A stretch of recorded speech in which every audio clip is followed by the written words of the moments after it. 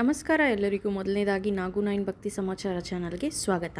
ಇವತ್ತಿನ ಸಂಚಿಕೆಯಲ್ಲಿ ಮನಿ ಮಂತ್ರ ವಿಷಯದಲ್ಲಿ ನಿಮ್ಮ ಮುಂದೆ ಸಿಂಪಲ್ ಟಿಪ್ಸ್ ತಂದಿದ್ದೀನಿ.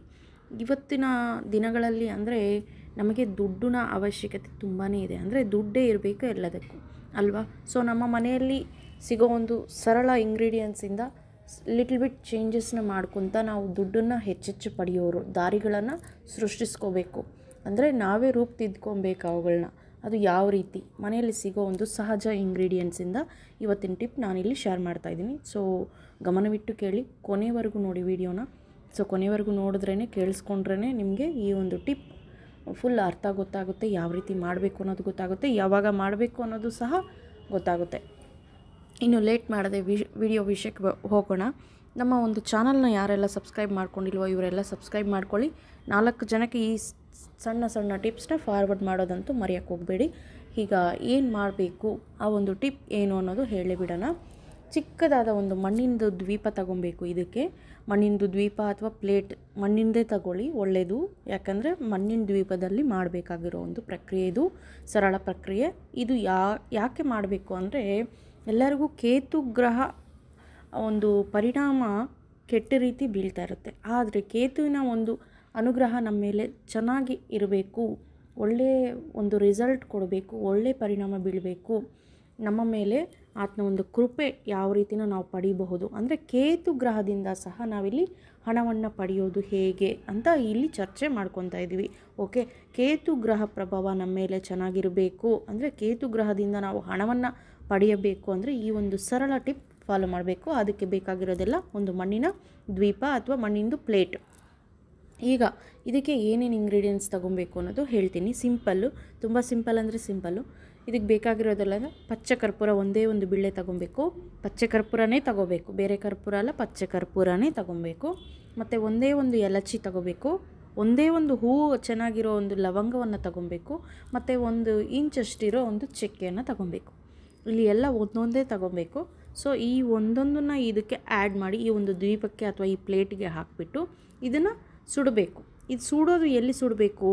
ನಿಮ್ಮ ಒಂದು ಬಾತ್ರೂಮಲ್ಲಿ ಅಂದರೆ ಬಚ್ಚಲ ಮನೆಯಲ್ಲಿ ಸುಡಬೇಕು ಅಥವಾ ವಾಶ್ರೂಮ್ಗಳಲ್ಲಿ ಸುಡಬೇಕು. ಇದನ್ನು ಈ ಒಂದು ಅದು ಫುಲ್ ಭಸ್ಮ ಆಗೋವರೆಗೂ ಅಂದರೆ ಅದು ಫುಲ್ ಉರಿಬೇಕು. ಆ ಒಂದು ಬೆಳಕು ಅನ್ನೋದು ನಾವು ಬಾತ್ರೂಮಲ್ಲೇ ತೋರಿಸ್ಬೇಕು. ಆಗ ಕೇತುವಿನ ಒಂದು ಅನುಗ್ರಹ ಚೆನ್ನಾಗಿ ಆಗಿ ಅಲ್ಲಿರೋ ಒಂದು ನೆಗೆಟಿವ್ ಎನರ್ಜಿ ಎಲ್ಲ ಹೋಗ್ಬಿಟ್ಟು ನಮಗೆ ಪಾಸಿಟಿವ್ ಎನರ್ಜಿ ಅನ್ನೋದು ಜನ್ರೇಟ್ ಆಗುತ್ತೆ. ಸೊ ಕೇತುವಿಂದ ಸಹ ನಮಗೆ ಹಣ ಬರಲಿಕ್ಕೆ ಸ್ಟಾರ್ಟ್ ಆಗುತ್ತೆ. ಸೊ ಈ ರೀತಿ ನಾವು ಈ ಒಂದು ಸಣ್ಣ ಟಿಪ್ ಫಾಲೋ ಮಾಡೋದ್ರಿಂದ ಕೇತುವಿನ ಪ್ರಭಾವವನ್ನು ಪಡೀಬಹುದು. ಒಳ್ಳೆ ರೀತಿಯಾಗಿ ಹಣವನ್ನು ಹೆಚ್ಚೆಚ್ಚು ಮಾಡ್ಕೋಬೋದು. ಈ ಒಂದು ಪ್ರಕ್ರಿಯೆಯನ್ನು ನೀವು ಪ್ರತಿನಿತ್ಯ ಸಾಯಂಕಾಲ ಮಾಡಬಹುದು, ತೊಂದರೆ ಇಲ್ಲ. ವೀಕ್ಲಿ ಒನ್ಸ್ ಬೇಕಿದ್ದರೂ ಮಾಡಬಹುದು. ಎಸ್ಪೆಷಲಿ ಶುಕ್ರವಾರ ಮಾಡಿದ್ರೆ ಇನ್ನೂ ಒಳ್ಳೆಯದು. ಬೇರೆ ದಿವಸಗಳಲ್ಲಿ ಮಾಡಿದ್ರೂ ಒಳ್ಳೆಯದೇ. ಬೇಕಾಗಿರೋರು ಶುಕ್ರವಾರ ದಿವಸನೂ ಮಾಡಬಹುದು, ಇಲ್ಲ ಪ್ರತಿನಿತ್ಯ ಬೇಕಿದ್ದರೂ ಮಾಡ್ಕೋಬೋದು. ವೀಕ್ಲಿ 2 ಬಾರಿ ಬೇಕಿದ್ರೂ ಈ ಒಂದು ಟಿಪ್ನ ಫಾಲೋ ಮಾಡ್ಬೋದು. ಈಗ ಇದು ಒಂದು ನೆಗೆಟಿವ್ ಎನರ್ಜಿನ ಅವಾಯ್ಡ್ ಮಾಡೋದು. ಮತ್ತು ಇಲ್ಲಿ ಇನ್ನೊಂದು ಒಂದು ಟಿಪ್ನ, ಸರಳ ಟಿಪ್ನ ನಾನು ನಿಮ್ಮ ಮುಂದೆ ತರಲಿಕ್ಕೆ ಇಷ್ಟಪಡ್ತಿದ್ದೀನಿ. ಅದು ಏನು ಅಂದರೆ ಒಂದು ನಿಂಬೆ ಹೋಳು ತಗೋಬೇಕು. ಅಂದರೆ ಒಂದು ಕಟ್ ಮಾಡಿರೋ ಅಷ್ಟು ನಿಂಬೆ ಹೋಳು, ನಿಂಬೆ ಹಣ್ಣಿನ ಪೀಸ್ ಅರ್ಧಕ್ಕೆ ಕಟ್ ಮಾಡಿರಬೇಕು. ಆ ಒಂದು ಅರ್ಧದ ಪೀಸದ ಮೇಲೆ ನಾವು 1 ಸ್ಪೂನಷ್ಟು ಬಿಳಿ ಸಾಸಿವೆ ತಗೊಬೇಕು. ಬಿಳಿ ಸಾಸಿವೆಯನ್ನು ಹಾಕಿಬಿಟ್ಟು ಅದ್ರ ಮೇಲೆ ಪಚ್ಚೆ ಕರ್ಪೂರವನ್ನು ಇಟ್ಬಿಟ್ಟು ಒಂದು ಬಿಳೆನ ಇಟ್ಬಿಟ್ಟು ಅದನ್ನು ಸುಡಬೇಕು. ಇದನ್ನು ಸುಟ್ಬಿಟ್ಟು ಇದು ಮನೆಯೆಲ್ಲ ತೋರಿಸ್ಬೋದು. ಈ ಒಂದು ನಿಂಬೆ ಹೋಳನ್ನು ಉರಿತಾ ಇರೋ ಒಂದು ನಿಂಬೆ ಹೋಳನ್ನು ಮನೆ ನಿಮ್ಮ ರೂಮಿಗೂ ತೋರಿಸ್ಬೇಕು. ಈ ರೀತಿ ಮಾಡೋದ್ರಿಂದ ಏನಾಗುತ್ತೆ ಅಂದರೆ ಮನೆಯಲ್ಲಿರೋ ಒಂದು ನಕಾರಾತ್ಮಕ ಶಕ್ತಿ ಹೊರಗಡೆ ಹೋಗುತ್ತೆ. ಈ ಒಂದು ಸಣ್ಣ ಪ್ರಕ್ರಿಯೆಯನ್ನು ನೀವು ಸಾಯಂಕಾಲ ಮಾತ್ರ ಮಾಡಬೇಕು. ಪ್ರತಿನಿತ್ಯ ಬೇಕಿದ್ದರೂ ಮಾಡ್ಬೋದು ಅಥವಾ ವೀಕ್ಲಿ ಒನ್ಸ್ ಮಾಡಬಹುದು. ಎಸ್ಪೆಷಲಿ ಗುರುವಾರ, ಅಮಾವಾಸ್ಯೆ, ಹುಣ್ಣಿಮೆ ದಿವಸಗಳಲ್ಲಂತೂ ಮಾಡಿದ್ರೆ ಒಳ್ಳೆ ರಿಸಲ್ಟ್ ಕೊಡುತ್ತೆ. ಅಂದರೆ ನಿಮ್ಮ ಮನೆಯಲ್ಲಿರೋ ಒಂದು ನಕಾರಾತ್ಮಕ ಶಕ್ತಿ ಅನ್ನೋದು ಹೊರಗಡೆ ಹೋಗುತ್ತೆ. ಇದೆಲ್ಲ ಆದಮೇಲೆ ನಿಂಬೆ ಹೋಳು ಅನ್ನೋದು ಬಿಸಿ ಬಂದಿರುತ್ತೆ, ಸುಟ್ಟಿರುತ್ತೆ ಅರ್ಧಕ್ಕರ್ಧ. ಅದು ಒಂಥರ ಈ ಒಂದು ಪ್ರಕ್ರಿಯೆ ಮಾಡುವಾಗ ನೀವು ಡೋರ್ಸ್ ಎಲ್ಲ ಓಪನಲ್ಲಿ ಇಟ್ಟಿರಬೇಕು. ಕಿಟಕಿಗಳಾಗಿರ್ಬೋದು, ಡೋರುಗಳಾಗಿರ್ಬೋದು, ಪ್ರತಿಯೊಂದನ್ನು ಓಪನ್ ಆಗಿಟ್ಬಿಟ್ಟು ಸಾಯಂಕಾಲ ಮಾತ್ರ ಮಾಡಬೇಕು. ಇದನ್ನು ತಗೊಂಡೋಗಿ ನೀವು ಡಸ್ಟ್ಬಿನ್ಗೆ ಥ್ರೋ ಮಾಡಿಬಿಟ್ಟು ಕೈಕಾಲು ತೊಳ್ಕೊಂಡು ಬಂದುಬಿಡ್ಬೋದು.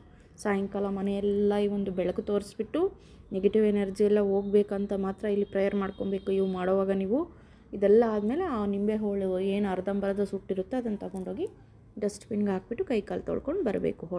ನೀವು ಮನೆ ಒಳಗಡೆ ಪ್ರವೇಶ ಮಾಡಬೇಕು ಸಾಯಂಕಾಲ.